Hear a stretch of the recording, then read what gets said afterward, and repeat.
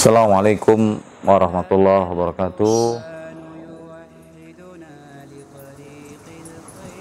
Saudaraku, kawan-kawan daripada AC dimanapun berada, bertemu dengan kami kembali dalam tips dan saran seputar kehidupan. Kali ini kami akan mengangkat tema tentang bahaya memuji orang lain dan juga gila dalam pujian. Saudaraku, sebagian mungkin orang menganggap pujian itu adalah sangat penting sebagai apresiasi, sebagai juga cara kita menghormati orang lain dan juga memperlakukan orang lain dengan sesuai dengan apa yang dilakukannya. Tetapi tahukah Anda bahwasanya sebagian dari pujian itu justru membahayakannya, baik itu orang yang memuji maupun juga orang lain yang dipuji. Dari satu sisi, kadang-kala pujian itu menimbulkan sisi negatif. Dan kita lihat dan coba kita renungi apa-apa yang kemudian agama kita melihatnya, agama kita memperingatkannya. Dikatakan bahwasanya memuji orang lain di hadapannya itu sama saja dengan kita menyembelihnya. Kita lihat narasi ini kok begitu keras, ya. Sepertinya salah ya dalam rangka memuji. Tapi simaklah hal demikian ini untuk kita tidak kemudian melihat dari satu sisi kalimatnya saja, tetapi ada hikmah di belakang itu, ya. Bukan berarti memang pujian itu salah atau haram, tidak demikian gitu ya. Ini hanya memperingatkan agar orang-orang yang dipuji, kita akan bahas ya secara psikologinya. Dari Abu Bakrah, ia menceritakan bahwa ada seseorang pria yang disebutkan di hadapan Rasulullah SAW. Lalu seorang hadirin memuji orang tersebut. Maka Rasulullah SAW bersabda, "Celakalah engkau. Engkau telah memotong leher temanmu berulang kali." Ya, beliau mengucapkan perkataan tersebut. Jika salah seorang di antara kalian terpaksa harus memuji, maka ucapkanlah, "Saya kira si fulan demikian kondisinya." Jika dia menganggapnya demikian. Adapun yang mengetahui kondisi sebenarnya adalah Allah. Dan janganlah mensucikan seseorang di hadapan Allah. Ini dalam Bukhari, ya, di bab Iza Zakar, ya, rojulan.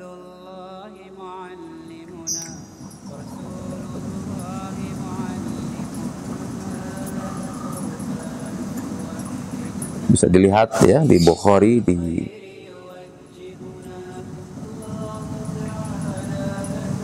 bab yang ke-52 ya.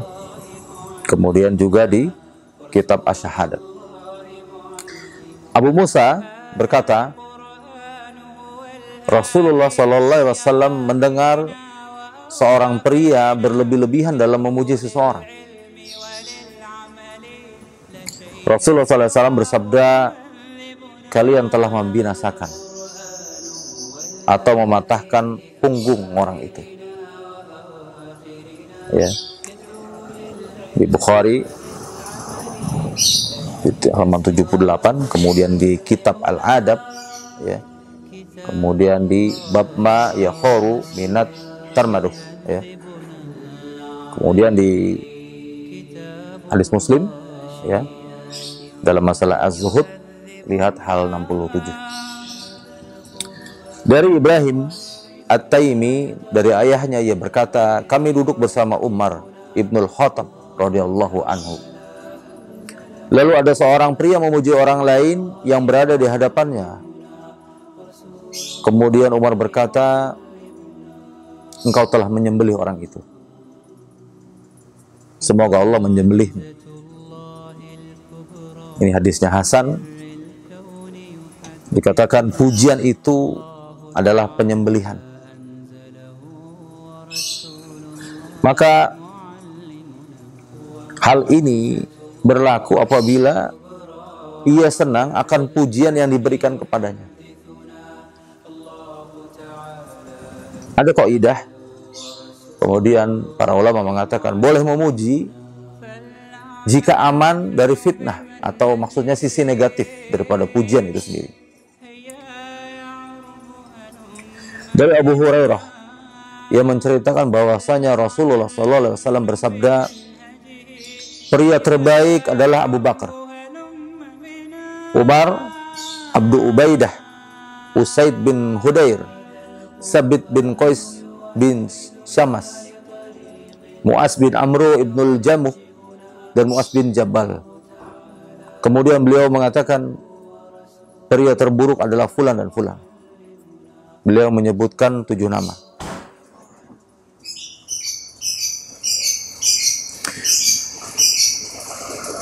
Kemudian kaidah yang kedua adalah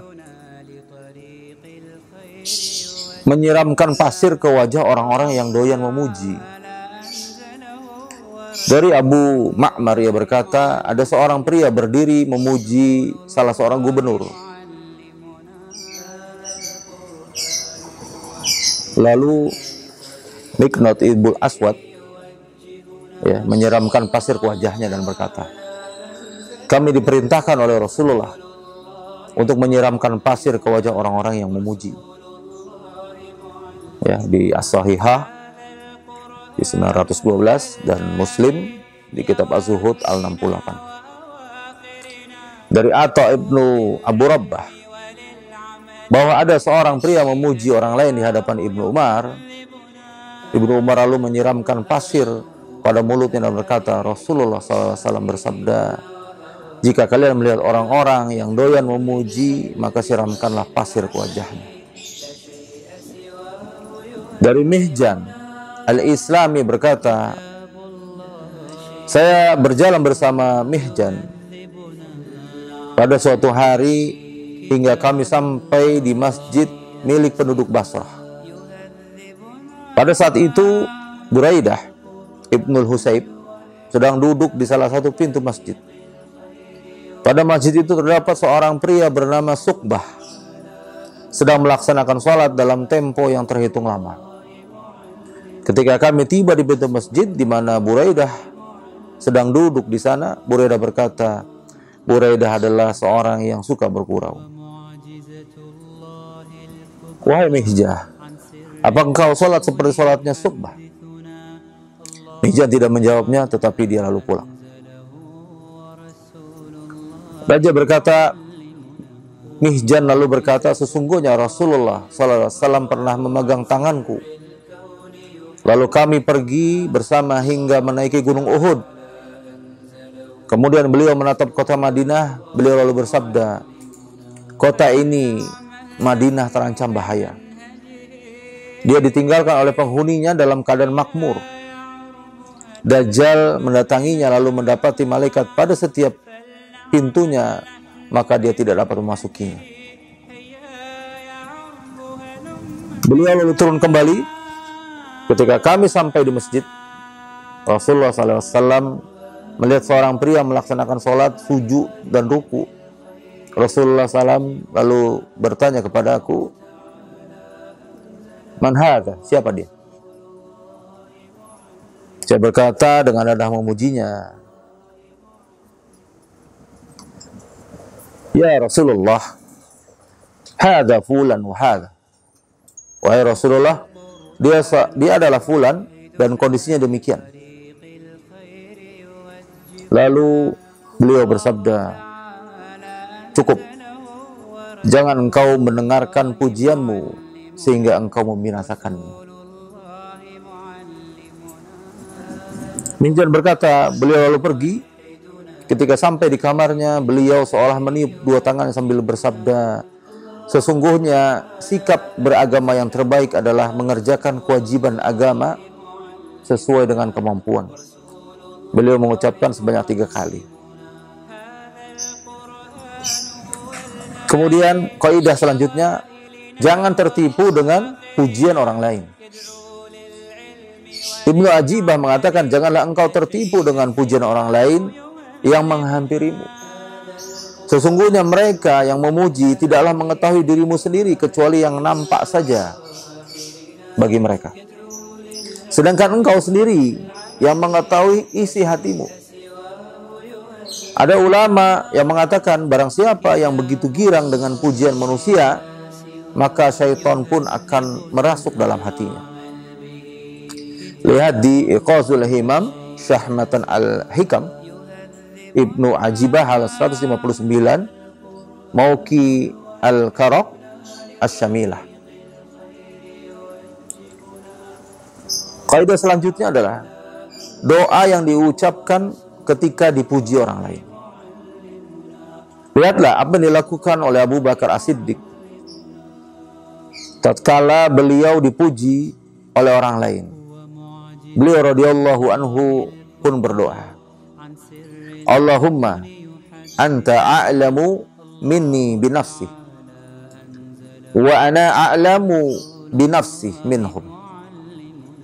Allahumma ij'alni khairan mimma yazunun waghfirli ma la ya'lamun wa la tu'akhidhni bima yaqulun. Ya Allah, Engkau lebih mengetahui keadaan diriku daripada diriku sendiri. Dan aku lebih mengetahui keadaan diriku daripada mereka yang memujiku. Ya Allah, jadikanlah diriku lebih baik dari yang mereka sangkakan. Ampunilah aku terhadap apa yang mereka tidak ketahui dari diriku. Dan janganlah menyiksa aku dengan perkataan mereka.